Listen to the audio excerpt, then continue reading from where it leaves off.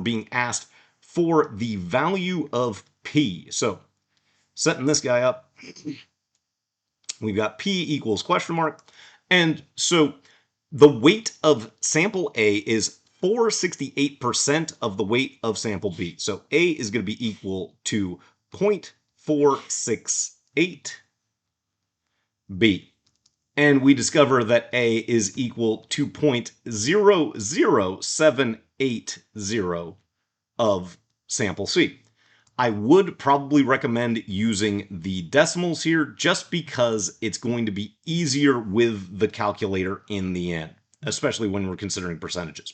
So setting this structure up, we now can set up because we're being asked if the weight of sample C is P% of the weight of sample B, what is the value of P? Well, now we know that we could just set these two things equal to each other because C is P% of B.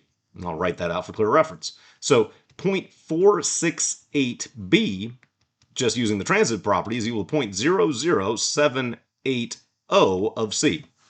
So I want C out of B, so I'm going to first divide both sides by B. So 0.468, or sorry, not 0.468, 4.68. Careful catch there because it was 468%, not 0.468 there. So let's make sure we get that proper. Oops. It is admittedly difficult to talk about what you're doing while you're doing it, but we try to make it easy here. So we've got 4.68b there, and then we are going to keep our 4.68 over here. That's going to be set equal to 0.00780c now over b. And then I'm going to have to divide both sides by 0.00780. And we'll just use the calculator to do that. So we're going to go ahead and clear everything out that we had from the prior problem. So we've got 4.68. We divide by 0.00780.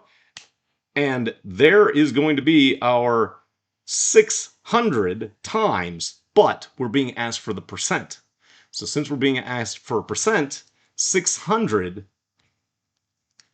has to be expended back out to the two zeros for the percent. So it is actually 600 times or 60,000%. As the correct answer for 22, they do